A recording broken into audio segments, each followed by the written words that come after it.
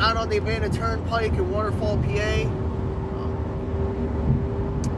Wanted to talk about them a little bit. I'm the first person to win the full marathon, the half marathon, and the 4-miler. So I'm kind of proud about that, being able to say I'm the first person to do that. Cool little accomplishment when you're able to say you're the first to do something. So I am a little excited to talk about it and brag. I will say brag because it is something to be proud of and brag a little bit about. But in general, the draw out of the races itself is the 2 tunnels that you go through on the abandoned turnpike. One's, I would say, a little bit over a mile, and then the second one is maybe a half mile. Depending on which race you do, whether you go through them once or if you go through them twice. If you're doing like the 4-miler, you only do the first big long tunnel. If you're doing the half, you go through both. And since it's an out and back, so you go through them all the way out and then again on the way back. So you do need a headlamp because that's what, like 3 miles, 4 miles of pure tunnels, and the tunnels inside themselves are not lit. So you can't really just see because of the tunnels. And that's really the draw to the race, and just to get the experience of having to ran through the tunnels and stuff like that. It is a really cool experience, and the race director and crew really put on a good race. It is top notch. Trivium really does a good job. But getting back to the beginning, they started back in what, like 2017, I believe, is the first year that these races were held. It started the first year in 2017 at this high school and finished at the same spot. Again, it was an out and back. You did some little bit of a country road for, I don't know, maybe 6 miles or something before you actually hit the abandoned turnpike that first year. And then you ran the abandoned turnpike, you went through the 2 tunnels and headed back the same way. I didn't know back then really how to race distance or how my body was going to react that well, how to dress or any kind of shit like that. So I was a little bit of a novice in that aspect. I think I know I wore like this, I want to call it like uncomfortable, bulky jacket. So like it really wasn't like form-fitting, but it wasn't like a plush or anything like that. It just kind of a shitty running jacket, and even like around the wrists it was a pain because it wasn't really like flexible much. But whatever, I learned from my experiences, mistakes. I'm pretty sure I was wearing leggings, and that was back before I wore like compression shorts, so I just had some kind of like boxer briefs on, like cotton gloves, like a neck gaiter, a visor, like a cotton visor beanie, to keep me warm for the race. Definitely got overheated, but it was so cold. You had to wear layers and stuff like that. And it was raining and miserable. Like when it rained, it really rained that first year. The race director was telling me he remembers it was like 39 degrees. It might have even snowed at some point. Might not have laid, but it was, you know, like in that crisp air type deal. Just to give you an idea of like what we dealt with that first year. Because I think he even said when I was talking to him today, he's like, he wasn't even sure they were going to come back and do it again, just how miserable the weather was that first year. But I'm glad they did. So I was probably 3rd or 4th for the first couple miles, then I like took the lead. And by the time we hit the halfway point, I really had a couple minute lead, like a nice sizable lead. So I was kind of confident as long as I didn't screw up, but I wasn't as fast as I am now back then. And again, my experience running like marathons and ultras was just, I want to say non-existent. I only did like a handful up to that point, even though this was my second marathon win. My previous marathon win was like, I think it was only 2 weeks or something like before that, the Johnstown one.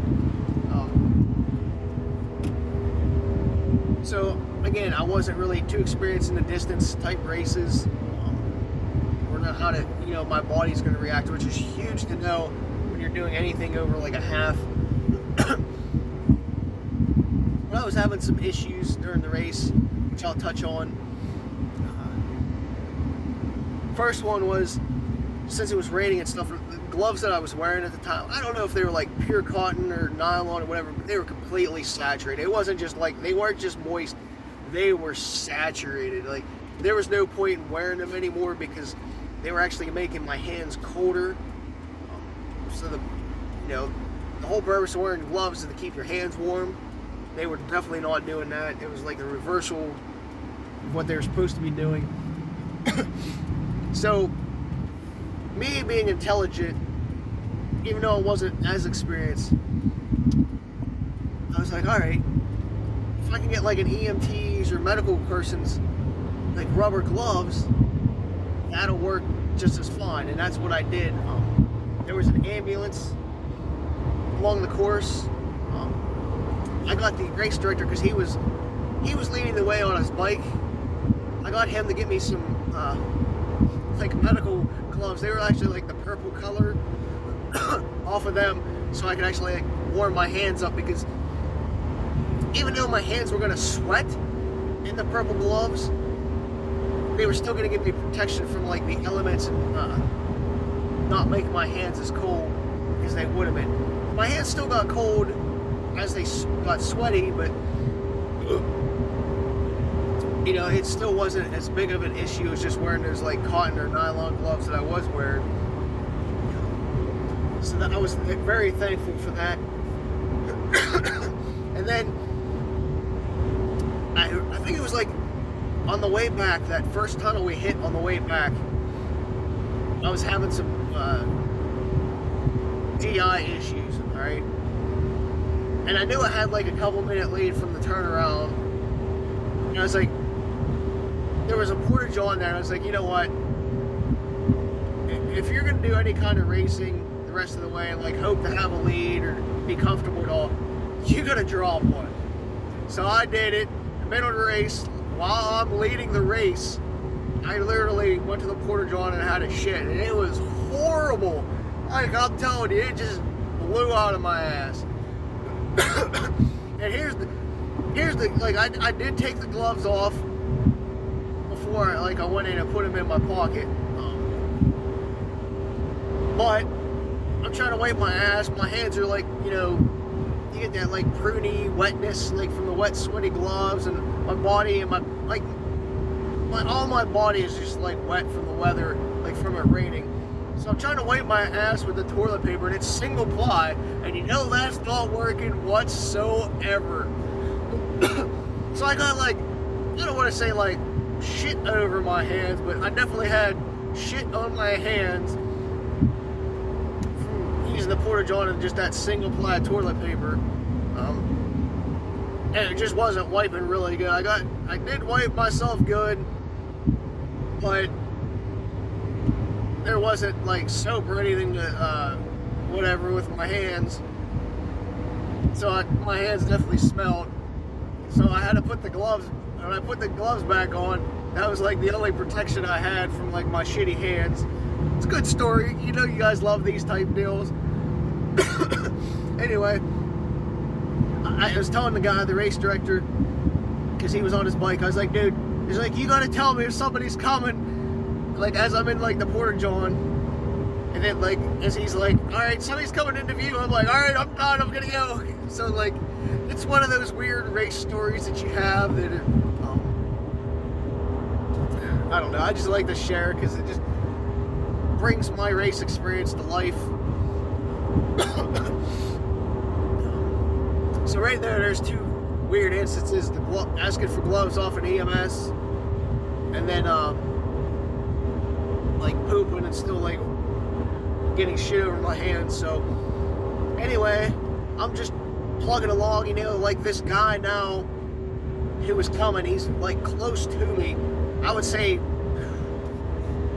20, 30 seconds. He might even actually have passed me up, to be honest with you. For some reason, I feel like he passed me up inside the tunnel. Because I'm pretty sure I passed, then I passed him back up in the tunnel. There was a little bit of a battle, if I remember right. I just didn't jump out of the toilet, the porta-john, and just like maintain my lead. I'm pretty sure I got passed by one or two people, and then ended up retaking the lead. Maybe that was a half. Either way, whatever. So it was definitely a battle on the way back.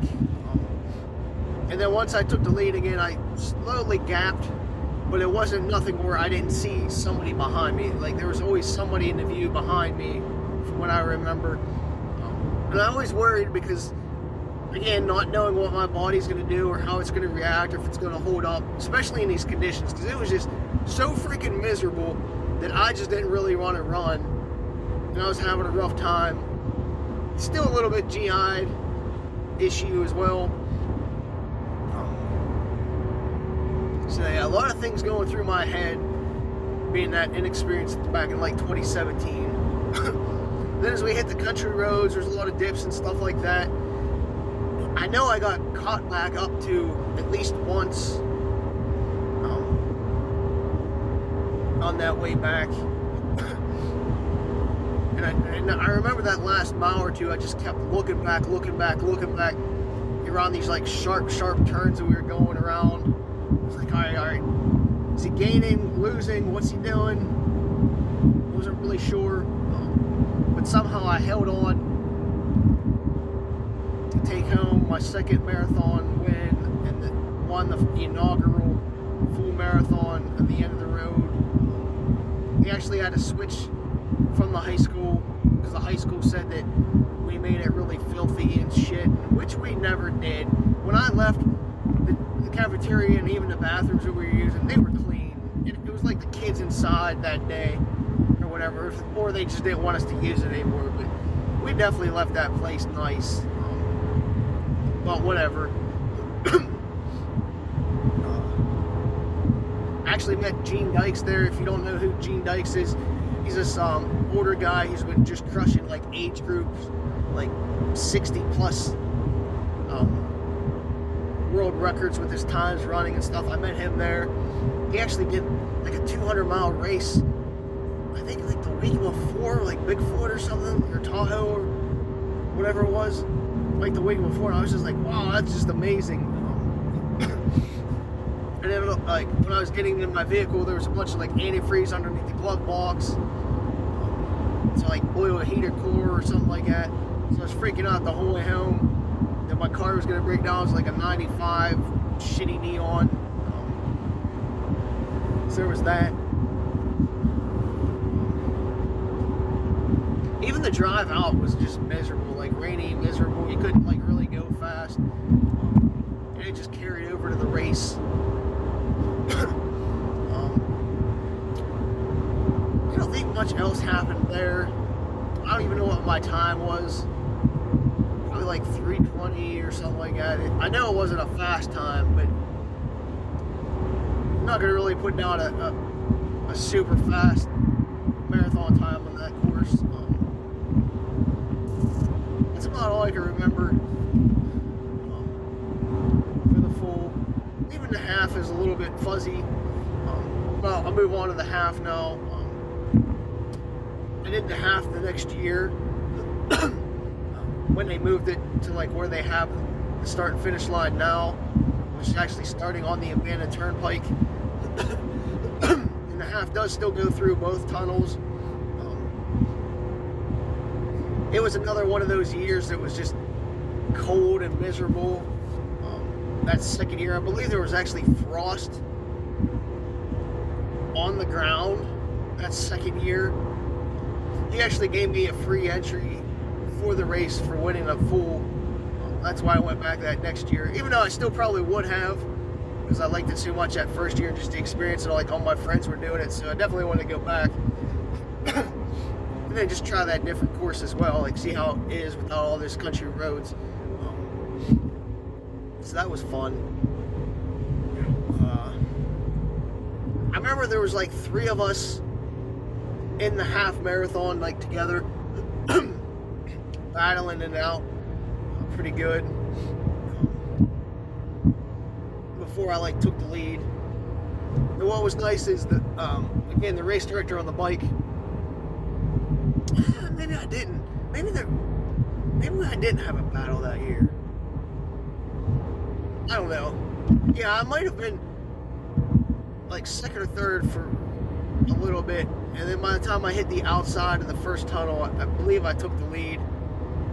Because I remember the guy on the bike, he was the race director, and he's like, all right, get on this side of the road, get on that side of the road. Because, I mean, it was an abandoned turnpike, so there's 2 lanes. And as he was biking ahead, he's like, hey, get on this side's smoother, get on this side's smoother. And that really helped tremendously keep my pace down, whatever it may have been at the time. So that's one of the things I remember. He was just like, not even necessarily that he was telling me which side was smoother at the time. It was just, after a while, like knowing when he was on one side of the road or the other, like where to follow and like where to cut across. It was just really helpful. I don't know if he still does that or if people really use both sides now or just one lane. But either way, I believe I took water and Gatorade on both. Well, yeah, both of them at every aid station just to stay hydrated. I don't think I know I didn't take a vest. I think I relied on aid stations only. Yeah, because that was back when I was dumb. So I was just relying on aid stations and didn't have anything in between. It's like every 2 or 3 miles was the only time I could get a drink of anything. So I did take both. I was having I remember having GI issues during that race as well, but I held it until the end, and then I just exploded the Porta-John afterwards.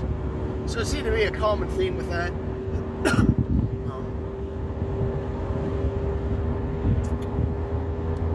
That's about it that I can remember. Now that I talk it out a little bit, it comes to mind, like after remembering him like pointing directions, that I did have a good lead. I don't know if I got caught at all. I believe there was still somebody in the view, but it wasn't just like I blew the field away by like 10 minutes. It might have been like a minute, 30 seconds or something like that. Because I do know I slowed down a little bit. So I didn't touch on the tunnels too much. Like I don't want to say terrain wise, but elevation wise. So like the first tunnel, you're basically going uphill. It's like 100 feet, so nothing major. Then on the backside, there's a little bit of a flat, and then you're going down, nice decline. I think decline the rest of the way out till it flattens off in that next tunnel. And then it might flatten out until you turn around. It's been a few years now, but it's just not a flat course. There's probably, I want to say 500-600 feet of gain or descent for the course. More downhill on the way out and then uphill on the way back, so your legs are going to get taxed on the way back, especially right before that, entering that last tunnel. It's a nice incline. I wouldn't say burn your legs, but it's going to teeter them on that burning sensation, so you have to be prepared for that. If you notice it on the way out, you can prepare a little bit more. And I remember getting tired. Like, I was just like, oh, I hope nobody comes up because I have nothing in me to give type deal. Again, 2018, I'm still not that great, like and fast as I am now, or has the stamina. Might have been doing like a long run once a month, not like every week. So when I'm in those like longer race sessions, like even if it's a half marathon, like back then, like I'm kicking my body's ass a lot. Plus, not having fuel on me hurts. But I do remember thinking if I can make it to the hill, I was confident in that last like mile and a half, that I can maintain it through the tunnel. At least give myself enough push and, you know, use whatever energy I have to finish it. And that's what I did. Then I went right to the bathroom. But being in 2018, I don't have my notes on me, so I can't remember everything from that race. I just remember it being cold again. I had a lot of friends there that year. I think we had like the biggest group that year. So we got like a tent. I think it was that year. Either way, a little bit of perks so we could put our bags and shit there. So yeah, so I won back-to-back years. So I won the full in 2017, and then I won the half in 2018. He gave me another free entry for like 2019. Finished second or third that year. I remember, I don't think I ever led that race in 2019. I was probably like fourth, I think, at one point, and then I battled into the second or third place. Whatever I finished, I don't remember offhand, but I know it wasn't first in 2019, and then I missed the last couple of years. Getting to this year, finished off that winning trifecta. Yeah, I finished first this year, and it was, I don't want to say it was pretty easily, but there wasn't really many people in the 4 miler that were, yeah, like they were all doing like the half this year. But anyway, if you listen to my other recap, this might be a little bit the same type of shit, but I felt good mentally coming into the race. Physically, I was still alright. Still not 100%, but I just took off from the gate and led like the whole race. My watch times say like overall was like a 6:15 pace. Felt like I was running a little bit faster than that. I know at one point it was like a 5:30 at least. And I feel like I was running faster in the tunnels than I actually was, but tunnels will slow you down. It's just something that happens inside the tunnels. You're just not going to run as fast. I was kind of disappointed in that. Like today, I was like, you got to go faster because you don't want to like open the door for somebody to come from behind and take you. Plus, I didn't look back at all on the way out. I was just going to do my thing.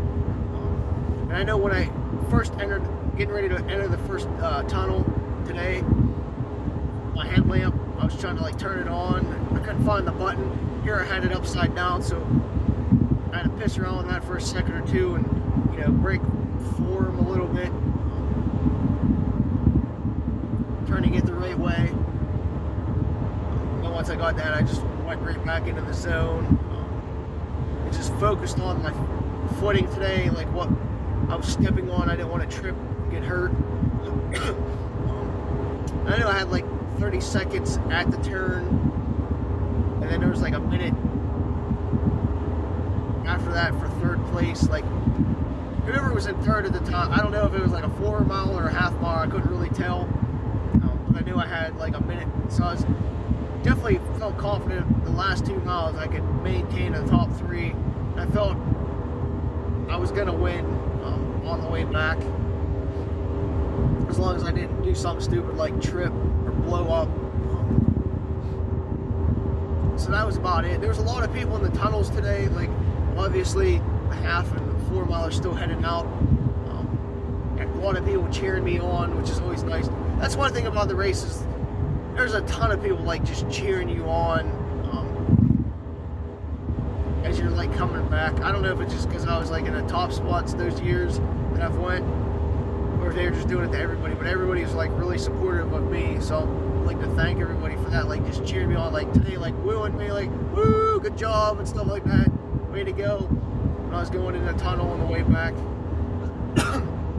because basically the whole field is in that tunnel on the way back that I'm passing. Because again, it's like a mile plus on the way back. So yeah. Anyway, once I got back outside the tunnel, I still saw I had that like 20-second, 30-second lead. So I was putting an emphasis on not tripping on any potholes or lips or anything like that. So I'm trying to find the smoothest surface possible, and that's what I was doing. My legs were getting a little bit tired last like half mile. I know I even rolled my sleeves up. I think it was inside the tunnel. I can't remember what I said earlier, but I even put my gloves in my pocket like halfway through on the way out, just because I was getting too hot. My gator was just killing me, just making me overheat. But there's that. So those are like my 3 experiences with the end of the road, like trifecta wins. I know they're not really like full detailed, but I can't remember too much without trying to find something online, like note-wise, but whatever. I thought you guys might enjoy like a quick little recap from the full and the half, as well as the 4 today.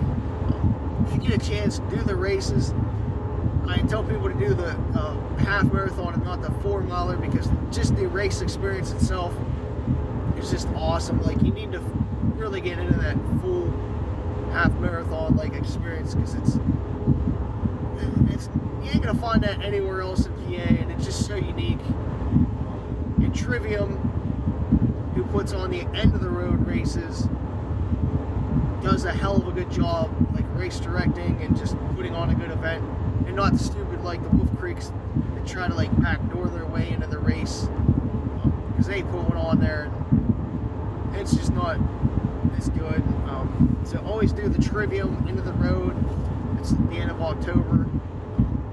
That's the one that you want to do. This, like again, swag is just awesome. Medals, shirts, overall awards, they're just top notch. So support them. Like the medals are always really big and they're heavy. Everybody gets like a finisher's medal, and then if you win an age group or overall award, they're always like a really thick metal, like a road sign type sheet metal, and I would say they're like 10 by 18s at least. So it's pretty sizable. The price is awesome as well, so check them out. They even give you like an economy package option, so if you don't want like a shirt or medal, you can save some money. They have a bunch of food and stuff afterwards, like a cup of soup, hot water that you put in, and you make it right there for yourself. Chocolate milk, cookies, chips, stuff like that. So they really go above and beyond, put on a good event. And now they do like a 2-day event, so they do like a half on Saturday, and then Sunday they do another half and the 4 miler. But the halves are separate, so you can actually do both halves and like place in your age or get 2 different medals, as long as you pay like the registration fee. So like if I went yesterday, won the half, and then came today and won the half, like that's allowed because it's 2 different races, they're not combined. So it gives an opportunity for a lot more people to like place in age groups and overall, because it is 2 different races. Like the weather itself was completely different the last 2 days, so it gives you an option. And there's always, I think there's like 850 people total signed up between the 2 days, so a ton of people there, so you're not running by yourself or anything. It's a pretty safe event. You can't get lost. It's an out and back on a road, so nothing to worry about. Just check them out. Hope you like this, like my little stories. So